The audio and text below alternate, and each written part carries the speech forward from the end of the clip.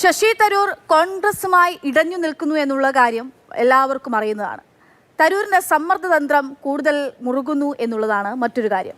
മുഖ്യമന്ത്രിയുമായി അടുപ്പമുള്ള വ്യവസായിയുമായി ദുബായിൽ വെച്ച് ശശി തരൂർ കൂടിക്കാഴ്ച നടത്തുമെന്നുള്ള വാർത്തയാണ് ഇന്ന് രാഷ്ട്രീയ കേരളം വലിയ കൗതുകത്തോടെയൊക്കെ കേട്ടത്. രാഹുൽ ഗാന്ധി പങ്കെടുത്ത മഹാപഞ്ചായത്തിലടക്കം അവഗണന നേരിട്ടതിന് പിന്നാലെയാണ് ഇടത് ചായാനുള്ള തരൂരിന്റെ നീക്കം.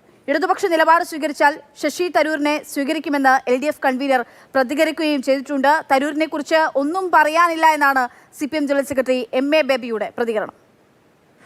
കഴിഞ്ഞ കുറെ നാളുകളായി കോൺഗ്രസ് നേതൃത്വവുമായി ഇടഞ്ഞു നിൽക്കുകയാണ് ശശി തരൂർ.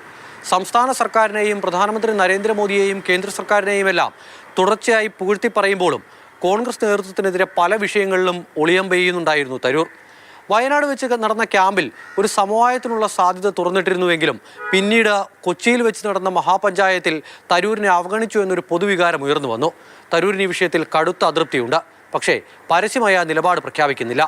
അതിനിടയിലാണ് തരൂർ ഇടത്തേക്ക് ചായുന്നു എന്ന സൂചനകൾ പുറത്തു വരുന്നത്. ദുബായിൽ വെച്ച് ഒരു വ്യവസായിയുമായി ചർച്ച നടത്തി CPM നേതൃത്വത്തോട് അടുക്കാനുള്ള നീക്കമാണ് തരൂരിൻ്റെ ഭാഗത്തു നിന്നും ഉണ്ടാകുന്നത്. വരാനിരിക്കുന്ന നിയമസഭാ തെരഞ്ഞെടുപ്പിൽ ഒരു സമ്മർദ്ദം ചെലുത്തുകയാണ് തരൂരെന്നാണ് കോൺഗ്രസ് ക്യാമ്പിന്റെ പൊതുവികാരം. അതിനാൽ തരൂരിന്റെ നീക്കത്തോട് കോൺഗ്രസ് നേതൃത്വം ഏതു തരത്തിൽ പ്രതികരിക്കുമെന്നുള്ളത് കണ്ടറിയണം. വരുന്ന ചൊവ്വാഴ്ച നടക്കാനിരിക്കുന്ന കോൺഗ്രസിന്റെ തെരഞ്ഞെടുപ്പ് സമിതി യോഗത്തിൽ തരൂർ പങ്കെടുക്കുന്നില്ല. അതോടൊപ്പം രാഹുൽ ഗാന്ധിയുമായുള്ള കൂടിക്കാഴ്ചയുടെ കാര്യത്തിലും ഒരു വ്യക്തതയും തരൂർ നൽകുന്നില്ല. അതിനിടെയാണ് ഇടത് ക്യാമ്പിലേക്ക് എന്ന വാർത്തകൾ സജീവ ചർച്ചയാകുന്നത്. തരൂരിനൊപ്പമുള്ളവർ ഇത്തരമൊരു ചർച്ച നടക്കുന്നു എന്ന കാര്യം നിഷേധിക്കുന്നുമില്ല.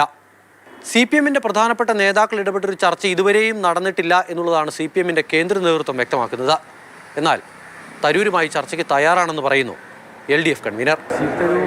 ഇടതിലേക്ക് അടുക്കുന്നു എന്നൊക്കെ പണ്ട് വാർത്തകൾ വന്നിട്ടുണ്ട്. ചർച്ച നടന്നപ്പോൾ അതിനെക്കുറിച്ച് ആണോ? അല്ല, അങ്ങനെ എന്തെങ്കിലും ചർച്ചയുണ്ടോ? ഞാൻ പ്രചരിക്കുന്നില്ലെന്നല്ലേ പറഞ്ഞത്. ഉണ്ടല്ലേ? അദ്ദേഹം ഇടതുപക്ഷത്തിന്റെ രാഷ്ട്രീയ നിലപാട് സ്വീകരിച്ച് അതിന് സഹായകരമായ നിലപാടാണ് സ്വീകരിക്കുമെങ്കിൽ അദ്ദേഹത്തെ ചർച്ച ചെയ്യുന്നതിനൊന്നും ഇടതുപക്ഷ ജനാധിപത്യ മുന്നണിക്ക് ഒരു മടിയുമില്ല. നിലപാട് മാറ്റിയാൽ അദ്ദേഹവുമായിട്ട് ചർച്ച ചെയ്യാൻ തയ്യാറാണ്. ശശി തരൂരിന് നിയമസഭാ തെരഞ്ഞെടുപ്പിൽ മത്സരിക്കണമെന്നും സംസ്ഥാന രാഷ്ട്രീയത്തിലേക്ക് മടങ്ങി വരണമെന്നും സജീവമാകണമെന്നും ആഗ്രഹമുണ്ട്. പക്ഷേ കോൺഗ്രസിന്റെ ദേശീയ നേതൃത്വം അതിന് സമ്മതം മൂളുമോ എന്നുള്ളതാണ് ഏറ്റവും പ്രധാനപ്പെട്ട കാര്യം. അതിനിടെയാണ് തരൂർ ഒരു സമ്മർദ്ദ തന്ത്രം പയറ്റുന്നത്.